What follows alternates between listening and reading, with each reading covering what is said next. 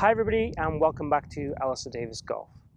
I'm here today at the Forest of Arm Resort where I'm based, bringing you a clip on how we can get up and down from everywhere with one club. Now, I would like my players to have adaptation, so be able to do everything with one club, but also know when to change the club to make the job easier for them. So virtually what I want to do with this video is educate people to be able to make adjustments to how they stand, hold the club, move the club, and swing the club to change the trajectory and ball flight and how the ball reacts, but also then know that sometimes it's easier just to change the club as well. But this video is all going to be about how we can adapt one club to change the trajectory and ball flight, to adapt it to play various shots around the green here to get up and down every time. Okay, so the first shot, and all these shots I'm going to do with a 56-degree wedge. For me, that's the most versatile club I could use. You could use a 58 by all means, or 54, but something in that elk, in around that 4-degree area would be great for me. So the first shot I'm going to be faced with here is a running pitch shot. So, because I need the ball to be running, I'm going to play it very much in what I would class as the kind of stiff arm swinging like this, so kind of a chip pitch style shot. I'm going to try and feel that I get a really crisp, clean contact, not much divot at all. I'm going to try and feel that there's not much wrist action. It's going to feel very much what I call thumbs down and turning the body. Now in terms of the setup, I'm going to set up to the golf ball with the ball in the center of the stance and the handle leaning slightly forward. Again, this helps me reduce the dynamic loft on the shot, and the weight will be favoring the front foot about 60%. So let's just have a little go with that shot. So ball center,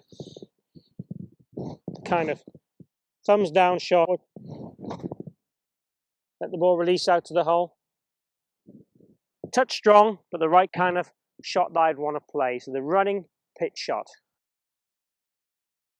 So this shot is more the lofted pitch. So it's the same club. So this is shot number 2.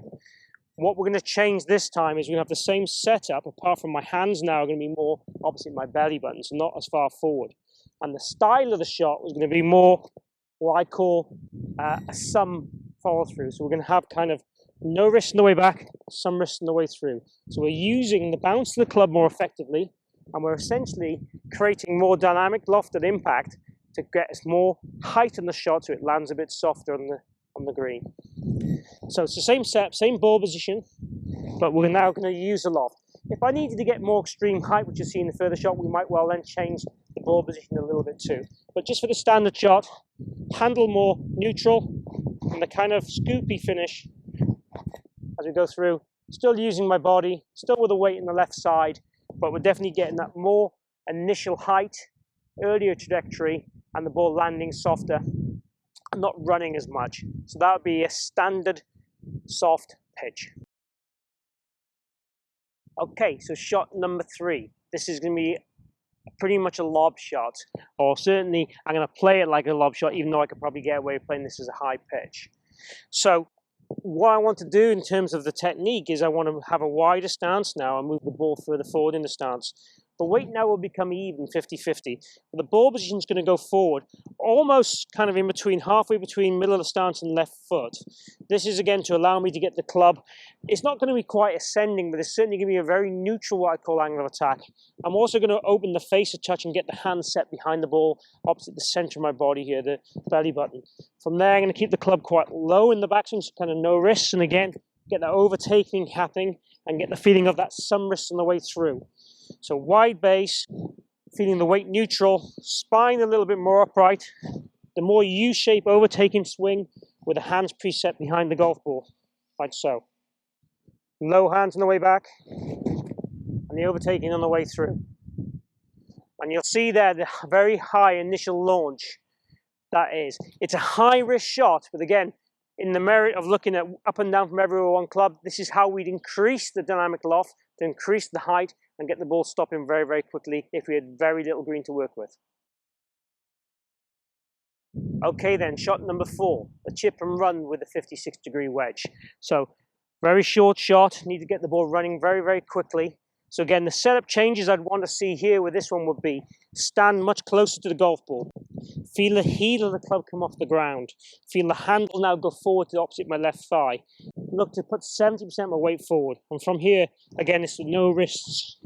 scenario. So again, we're just trying to feel we maintain our body position forward. It's like a downward putt, hands very, very high, almost wrists into this kind of ulnar deviation position we'd want to see here. And from there, just basically putt the ball, let it land on the green, and then let it release out to the hole like a putt.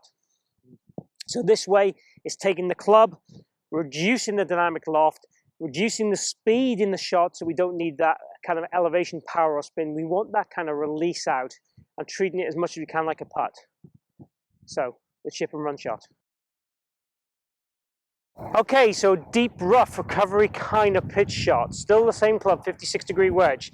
This is obviously going to be hard to get up and down with, but we're going to show you how we tackle it, and we're going to hope for a good result. So I've got a really bad lie here. So what I'm going to try and do is use the 56-degree, but increase the loft at the start by opening the face. This is more because the club is going to get tangled by the rough and want to close it down and make it come out low and left.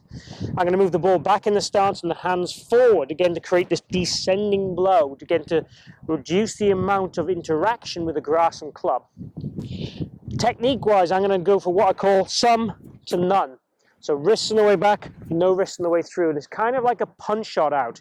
The fact that I've got the face open at the start is going to add loft so it doesn't come out too low. So face open, ball back, hands forward, some, none. And just produce a shot that would go out, land on the edge of the green and release down to the flag. So this is the 5th shot in the series. I'm not covering bunkers, it's the only thing I haven't covered, purely because I've got loads of video footage on my channel for bunker play, and it's a pretty standard shot. We're not changing anything to do it. Obviously the long bunker shots, I've also got a video on that, so please check that out on my channel also. But hopefully this you would have seen 5 shots, how we can change the setup, change the style of shot we would play to execute these shots. So hopefully you've enjoyed that video on how to get them down from everywhere with one club. And hopefully you can understand now the subtle changes you would need to make in order to adjust how the club reacts to impact to change the ball flight characteristics and therefore change the outcome of the shots. As I said to you at the start, there is more than one way to do this, and definitely would want you to be able to change your club and also adjust the club. So having the method like we're showing you today, adjusting the club, will teach you a little bit about the dynamics of the ball and the club interaction. That will hopefully educate you a little bit for the future anyway of certain trouble shots you might need to play as well. So if you've enjoyed the video, please click like down below. If you haven't subscribed already, please do so. I've got regular content coming every single week. And put any comments in the box below, especially if any future videos you want me to cover. And thank you for watching.